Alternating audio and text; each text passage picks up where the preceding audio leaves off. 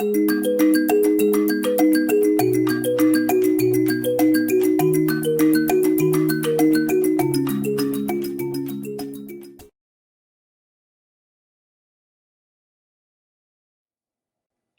absolutely how I see that. And with respect, Victor, what I'm seeing here is that China made a decision. Xi Jinping made a decision that this was contained around late March. It was contained in China. And after that, you started seeing no provinces reporting that many new cases, but they claimed that all the new cases of this virus were so-called imported cases. Now, let's unpack that a little bit. These so-called imported cases are actually Chinese citizens returning to China from abroad. But the way it's been interpreted by many people is that these are foreigners bringing in the disease. And so therefore, foreign diplomats have been told not to come to Beijing. Foreigners in Beijing have been under an increased level of scrutiny. And foreigners, particularly in Guangzhou, and especially African foreigners, have been subjected to this higher level of scrutiny. They've been kicked out of their apartments. Keith, just a moment. We had a bit of a technical issue, but Gabriella also wanted to get in. So just stand by. Go ahead, Gabriella. Okay, I want to add on what he said. 80% of the imported new cases were because of the Chinese that came in, but also the other 20% was from the foreigners. So we can't really totally rule out that the foreigners didn't contribute to the imported cases. So it all went down like the foreigners were being tested for corona as well. Yeah, so it's not only the Chinese that brought the new cases, but also the foreigners. Gabriella, and that's why they were being tested. That's the point. Okay. Yes. Yeah. No, Gabriella, I wanted to ask you, what is it like just as a Black woman living in Wuhan, even before all this happened? Just what does your day-to-day life feel like to you? Honestly, you always feel like a stranger because you're looked at weird when you get on the subway. No one wants to sit next to you, or someone will cover their nose. So you always, but you get used to it. But it's strange. It's a strange feeling. You can't get used to it. It's not home. But the way it's going down now, being discriminated right now, it feels worse than it was before. So as a Black woman, go ahead. I feel them, and they don't really. It's like they do it knowingly, you know. So, Keith, I want to ask about that. The feeling that Gabriella is describing. So often, people. Something that a government is doing gets attributed to the people. It's not always the same thing. You know, there's things that the Chinese government can do that isn't necessarily what you feel from Chinese people, like out in the community, or Asian people, depending on what country you're in. What has your experience been, Keith? It's not all the same. It's not all the same. My experience is that on the official level that Victor is talking about, China wants to have good relationships with Africa, with African countries. This goes all the way back to Mao Zedong, who wanted to have fraternal relations with African countries. China today, modern China, is investing a lot in Africa. They built the African Union headquarters. They're building soccer stadiums. They built the road from Nairobi to Mombasa. They're doing a lot. They're also sending masks and medical equipment there. They're sending masks and medical equipment. So on an official level, China has great relations with Africa. They want good relations with Africa. On a person-to-person level, a lot of Chinese, many, I'm not saying 100%, but many still discriminate against Africans. They see Africans as inferior.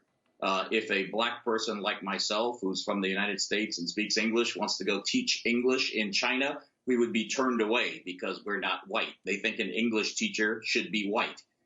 They're discriminated against in many different ways. African students are discriminated against. They talk about it. Africans in general are seen as criminals. I've gone to Guangzhou, to the area that they call Little Africa. The rise in COVID-19 infections in China has been linked to people from abroad. The Chinese government is worried there could be a second wave and has stepped up its scrutiny of foreigners. African students and expatriates have reportedly been evicted from their homes, tested for coronavirus several times, and are being shunned in public. The incidents have sparked a diplomatic row with the African Union, African governments, and the United States. And Chinese ambassadors have been summoned by African officials in different countries. In a rare open critique of Beijing, the Speaker of Nigeria's House of Representatives tweeted a video of himself pressing its envoy on the reported ill treatment of Africans. He was heard saying, "It's almost undiplomatic the way I'm talking, but it's because I'm upset about what's going on." The Speaker of the House asked the diplomats to explain scenes that have gone viral on social media platforms. The United States consulate in Guangzhou has advised African Americans to stop traveling to the city. In a statement, it said this: police ordered bars and restaurants not to serve clients who appear to be of African origin. Local officials launched a round of mandatory tests for COVID-19, followed by mandatory self-quarantine for anyone with African contacts, regardless of recent travel history. African Americans have also reported that some businesses and hotels refuse to do business with them. China says its policy towards Africa hasn't changed and denies discrimination against what it calls its African brothers. This is what the Chinese Foreign Ministry spokesperson had to say about accusations made by the U.S. Under the current situation where the international community urgently needs to work together and fight against the epidemic, it is irresponsible and immoral for the U.S. side to make those remarks and sow discord. We urge the U.S. to focus on containing the epidemic at home. Its attempt to drive a wedge between China and Africa's relationship will never succeed. In response to the recent African side's concerns regarding their citizens in Guangdong province, the Guangdong authorities have already conducted an investigation and taken a series of new measures. We believe that the issue will be properly solved through the joint efforts of China and Africa.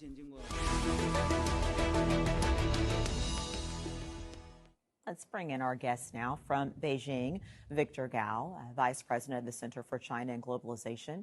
From Wuhan is Gabriella Dillon, a medical student from Uganda, and from Hong Kong, Keith Richburg, Director of the University of Hong Kong's Journalism and Media Studies Center. Thank you all for joining us. We appreciate it very much. I want to start with you, Gabriella. So you're in Wuhan, obviously, which is where this pandemic started.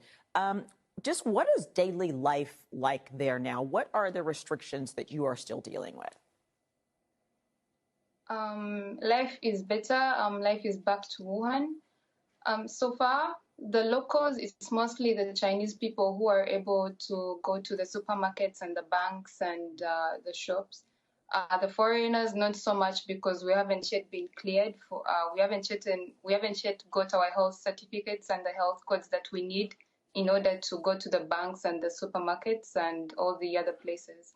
Otherwise, we can get permission to leave our homes and walk around in the streets, which is better than nothing. So that's how life is now. So as far as getting this permission, these tests and screenings that are needed for you to kind of go wherever you want, it's dealt differently with Chinese as opposed to foreigners. It's a different type of setup.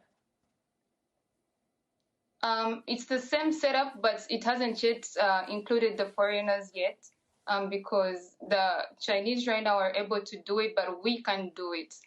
So in other words, it's like they haven't yet found a way for us to go out there as foreigners.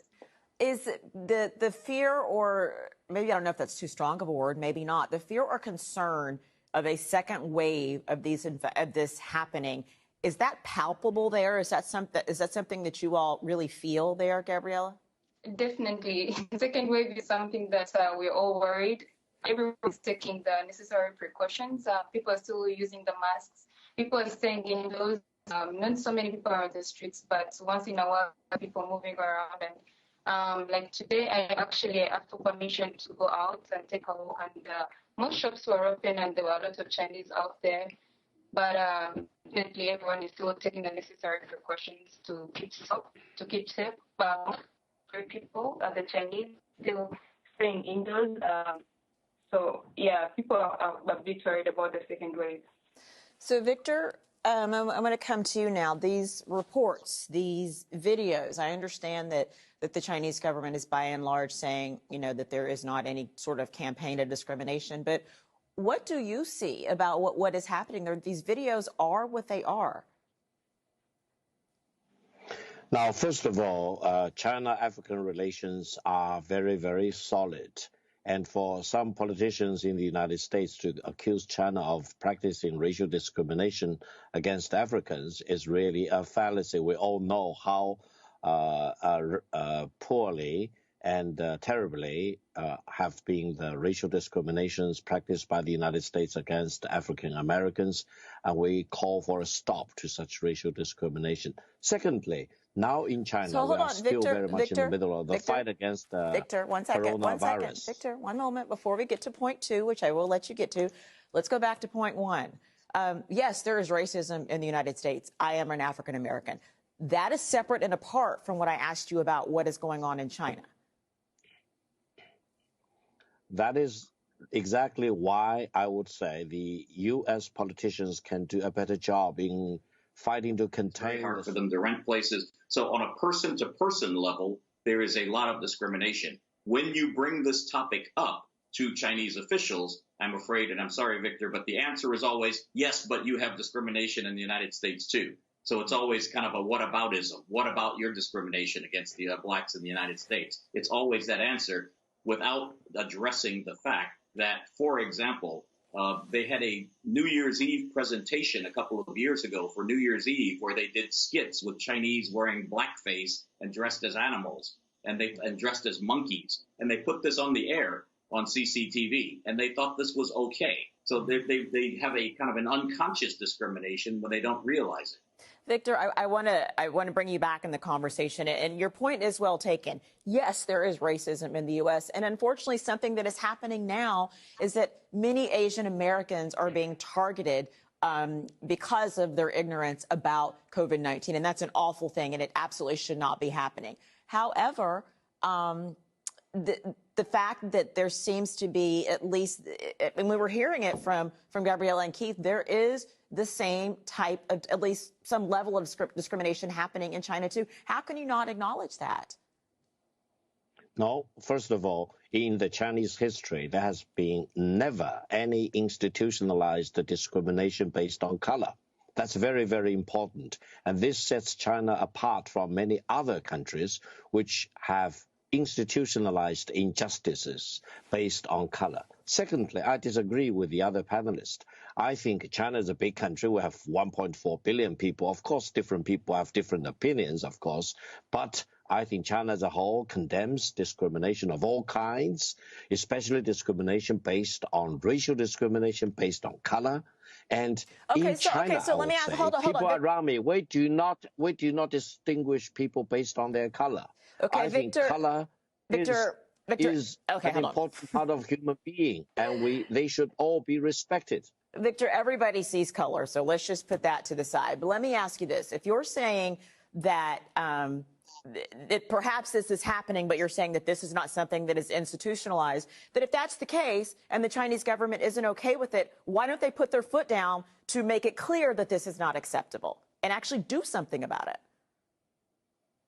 No, I think China is one of the best countries in the world in terms of respecting Africans, for example, or people of color from all parts of the world, both as a government, as a society at large, and on a person-to-person basis. I commingle with lots of Africans, actually, in Beijing. Some of them work for CRI, the radio station. Some of them work at CGTN. We are very proud of our personal relations, and I do treat them, and they treat me as brothers and sisters. And I think I'm very typical of people in China who do see these people as equals, rather than, for example, having this false sense of superiority or inferiority. I think people of all colors, we are equal under God.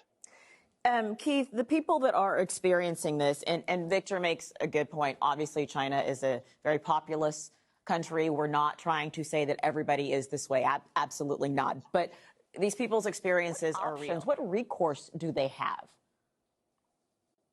Look, very little. Look, when the virus struck in Wuhan, when people like Gabrielle were stuck there from Uganda, America took in planes to take their nationals out. Other countries chartered planes to take their nationals out. A lot of African countries, many of them poorer, did not charter planes to take their nationals out, and so they were kind of stuck there. And so they didn't really have a whole lot of recourse. A lot of them, I don't know about Gabrielle's situation, but a lot of students went there because they were given scholarships or they were invited in by the Chinese government. They were invited in to learn Chinese or to learn other skills. But when push came to shove, and I'm afraid this has happened in the United States as well, xenophobia has come to the top. This virus has caused a spate of xenophobia around the world, whether it's Thailand, the United States, Europe. People are closing borders and looking at other people with suspicion. Even Australia has closed its borders, saying we don't want any outsiders coming in. Chinese are reacting kind of the same way, except they've got this huge population of Africans living in Guangzhou who are now being looked at with suspicion. They're being looked at as virus carriers. They're being looked at as someone to be avoided because they might not be as clean. They might not be following the same rules as we are. And so they're someone to be avoided. And yes, that is happening in the United States against Asians, not only Chinese. All Asians are being discriminated against. But we're seeing xenophobia popping up everywhere, I'm afraid, because of this virus. Borders are closing. Yeah, you're saying what they're doing to the Africans is what should be done by every country. But according to what I know, most of the Africans went in for quarantine for 14 days. And when the 14 days were over, they gave them another 14 days. And they didn't do this for the Chinese people. Why? I feel like that's not something. If we're all equal and at the same level, then we should all be going through the same processes. You see what I'm saying? I feel like it's not the same thing. When we are being given extra and extra things, that we're being tested twice, we're quarantined twice, it's okay.